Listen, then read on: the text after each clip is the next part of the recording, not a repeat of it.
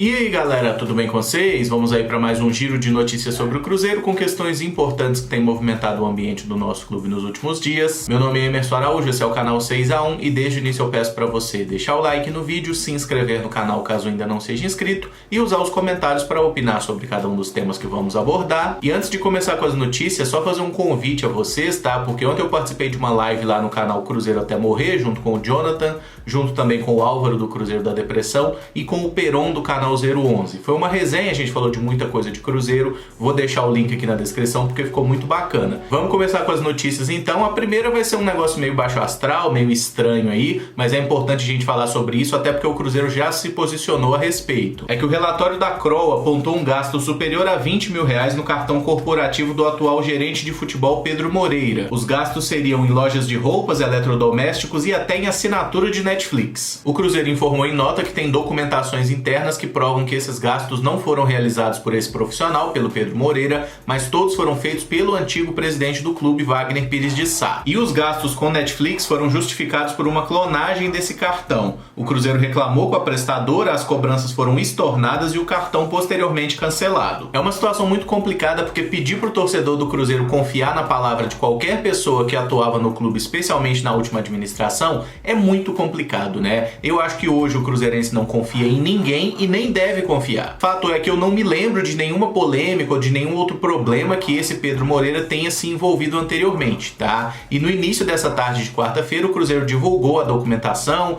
algumas provas ali de que esse camarada de fato não teve nada a ver e que os gastos foram realizados a pedido do Wagner Pires. Se o caso é realmente esse, tudo já foi apurado internamente e de fato o Pedro não tem nada a ver com a história, tudo bem, vida que segue, ele que continue fazendo seu trabalho lá no clube. E eu acho que é muito importante o fato do Cruzeiro ter divulgado essas provas, elas estão lá no site oficial, se vocês quiserem ver em detalhes, não tinha como colocar tudo aqui no vídeo, tá? Mas tem na nota lá do site oficial do Cruzeiro e é muito importante que de fato haja transparência, né? Não só no discurso, mas também nas ações. Falando de especulações, um nome que brotou nessa quarta-feira é a respeito do lateral Alan Ruschel, de 31 anos, que tá na Chapecoense. O Cruzeiro tem interesse no atleta que já trabalhou com o técnico Ney Franco. Eu sou completamente contrário a essa chegada do Alan Ruschel, tá? Mesmo respeitando muito o jogador, tudo que ele passou no acidente aéreo lá da Chape e tudo mais, e ter mostrado muita força de vontade para voltar com o futebol e jogar até num nível muito próximo do que ele jogava antes do acidente, tá? Mas é fato, o Alan Ruschel nunca foi além de um jogador mediano e ele não é melhor do que as opções que o Cruzeiro tem aqui. E prestem só atenção a um fato, tá? Início do ano, o técnico Adilson Batista traz o João Lucas, que trabalhou com ele. Meio do ano, o técnico Anderson Moreira traz o Giovani, porque trabalhou com ele. Agora o Ney Franco assume o clube e quer trazer o Alan Ruschel porque trabalhou com ele. É muita burrice para um clube só, vocês não acham, não? É muita falta de critério, cara. Ninguém tá analisando muito bem o desempenho. É tudo confiando em alguma coisa que o cara já fez no passado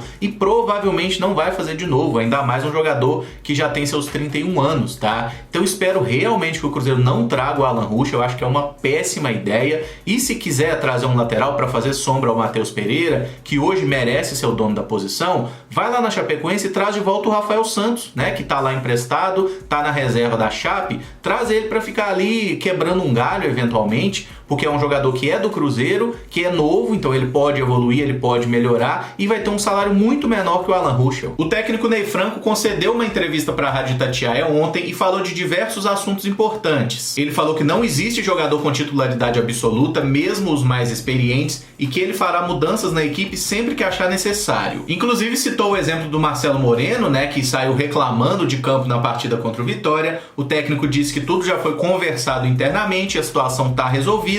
Eu gosto desse discurso, mas eu quero ver isso acontecer na prática, tá? Porque todo técnico que chega fala que tem carta branca, que vai escalar quem tiver melhor, e nos últimos anos não foi isso que a gente viu, né? O que mais teve foi jogador do Cruzeiro dando carteirada e jogando por grife ou simplesmente por ser experiente. Eu espero que o Ney Franco realmente escale quem tiver melhor. O técnico também adiantou que pediu a reintegração do meio-atacante Wellington, que tinha sido afastado do grupo. A diretoria tinha falado que a intenção era emprestá-lo, mas com o pedido do novo técnico ele volta pro elenco. Eu sigo achando que o empréstimo pro Wellington jogar mais em outro clube e desenvolver melhor seu jogo não seria uma má ideia, tá? Mas se o Ney Franco pegou informações sobre ele, conheceu um pouco mais do jogador e acha que ele tem condição de ser aproveitado nesse momento pelo Cruzeiro, Então é isso, então vamos dar chance pro cara. Eu acho que jogador jovem, ainda mais tendo passado pela nossa categoria de base, tem de fato que merecer oportunidades, né? Então vamos torcer para que o Wellington consiga nos treinamentos e nos jogos se desenvolver, mas eu acho que ele tem uma longa distância até ser de fato um jogador confiável, que consiga entrar no time de forma mais regular. Quem não vai ser reintegrado é o atacante Sassá, que está deixando o Curitiba por problemas extra-campo e pertence ao nosso clube. O Ney Franco disse que pensou em aproveitá-lo, mas foi definido juntamente com a diretoria que ele não volta, até por causa desse histórico recente. Então o Cruzeiro deve tentar achar um empréstimo, uma venda ou qualquer tipo de negociação com o Sassá, e tem um empecilho, né? Ele não pode jogar em outro time da Série A do Campeonato Brasileiro, porque já fez mais de 7 partidas pelo Coritiba. Na Série B eu acho muito difícil arrumar um outro clube que possa pagar a parte do salário que o Coritiba vinha pagando, né? Porque o Coxa pagava a maioria e o Cruzeiro uma pequena parte. Então tomara que o Cruzeiro, junto com o empresário do Sassá, consiga achar um clube que seja no exterior, né? Até porque o salário do Sassá é muito alto, ele não vai ser aproveitado no Cruzeiro, tem que arrumar outro destino para ele logo. A respeito do Vinícius Popó, o Ney Franco pediu ao jogador para fazer 2 partidas pelo time sub-20, para ele pegar ritmo de jogo e poder ser melhor observado. E ele disse que o Popó não está inscrito na Série B nesse momento. E essa é uma coisa interessante que não tinha sido pontuada antes, tá? Na Série B do Campeonato Brasileiro, cada clube pode inscrever 40 jogadores e o Vinícius Popó não estava nessa lista, o que eu acho um absurdo, porque ele, sem dúvida nenhuma, é melhor que o Robertson, por exemplo, que tá lá. Como alguns jogadores deixaram o Cruzeiro recentemente e outros atletas foram afastados,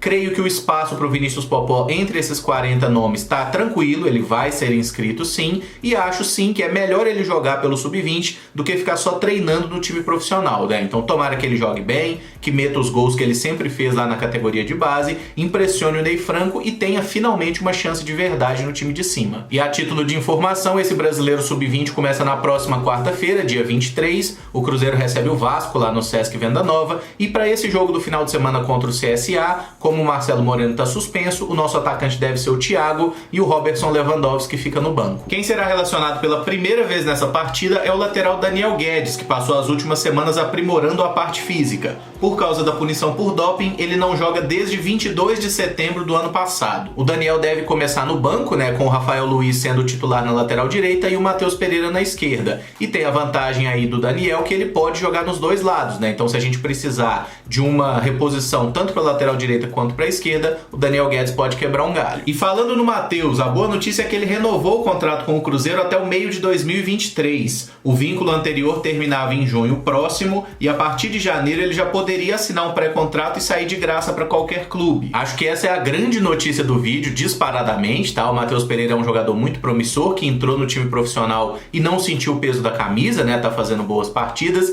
e foi muito bom que essa renovação de contrato foi muito rápida, né? Não virou novela, não teve nenhum problema, tá tudo acertado, então até o meio de 2023 o Matheus tá garantido no Cruzeiro. Quem não tem presença garantida no jogo contra o CSA é o Marquinhos Gabriel. O Ney Franco falou que ele tá passando por alguns trabalhos específicos de força e dependendo do desenvolvimento na semana ele vai ser relacionado. Eu não vejo nenhum motivo para apressar as coisas, tá? Acho que o Marquinhos Gabriel realmente, se ele não tá no nível dos demais, é melhor deixar ele aprimorar a forma física, colocar ele em boas condições até finalmente ir para os jogos. E assim, mesmo eu não sendo um grande fã do jogador, não achando que ele vai ser um cara determinante no nosso time, perder jogador por lesão é sempre péssimo, né? Até porque o salário do cara tá sendo pago com ele jogando ou não. Então acho que tem que ter calma para que o Marquinhos Gabriel só seja relacionado quando tiver de fato 100%. E só para fechar, um detalhe que eu gostei dessa entrevista do Ney Franco na Itatiaia é que ele elogiou muito, além do Matheus Pereira, né, que tá jogando como titular, o Thiago, que deve ser o titular contra o CSA, e também o Marco Antônio, dizendo que ele já tem personalidade para jogar no profissional, então acho que pode pintar uma chance pro Marco Antônio em breve. O Super Esportes noticiou que o Bahia está interessado no zagueiro Manuel. Não houve uma proposta oficial até o momento, mas parece que existe sim o interesse.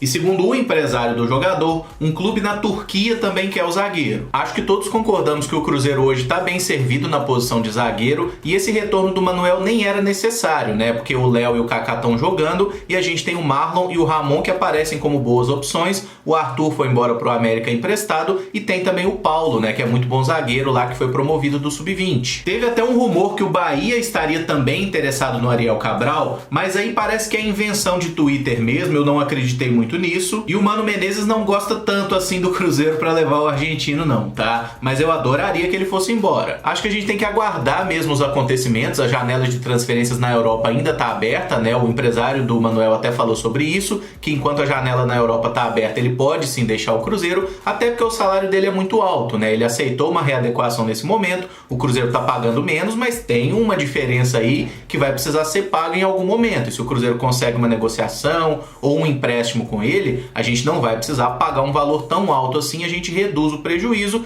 E hoje o Manuel, apesar de ser um bom zagueiro, ele não é necessário, né? Porque a gente já tem um bom grupo de zagueiros tirando ele. E como o Manuel é um zagueiro que tem bastante mercado em outros clubes da Série A e também em alguns clubes do futebol europeu, eu acredito que logo ele vai deixar o Cruzeiro para jogar em outro clube. O Cruzeiro contratou um perito que constatou que os e-mails trocados com a diretoria do Zória na negociação pelo pagamento do William Bigode são verdadeiros. O clube anexou essa prova naquele recurso da punição que fez a FIFA. Só é importante pontuar e deixar bem claro que essa perícia, ela não é uma perícia da FIFA, tá? Foi um profissional contratado pelo Cruzeiro para fazer essa análise, dentro dos parâmetros, obviamente, mas é o Cruzeiro que anexou essa prova lá para tentar conseguir ficar livre da punição. Só que nesse momento o Cruzeiro segue punido, segue proibido de contratar e a FIFA não tem um prazo exato para apreciar essas provas e tomar a decisão e nos tirar essa punição. Não tem uma data certa. E para fechar com uma pedrada, né, a justiça condenou o Cruzeiro a pagar 3.200.000 reais ao atacante Rafael Sobis. O valor é referente a salários, premiações e outros direitos trabalhistas não pagos de 2018. A decisão é em primeira instância, cabe recurso e certamente o Cruzeiro vai recorrer até para conseguir postergar esse pagamento, né, jogar isso aí mais para frente e eventualmente tentar um novo acordo com o atleta. É meio óbvio que o errado na história é o Cruzeiro, né, que não pagou diversos direitos trabalhistas que estavam acordados, assinados com o atleta,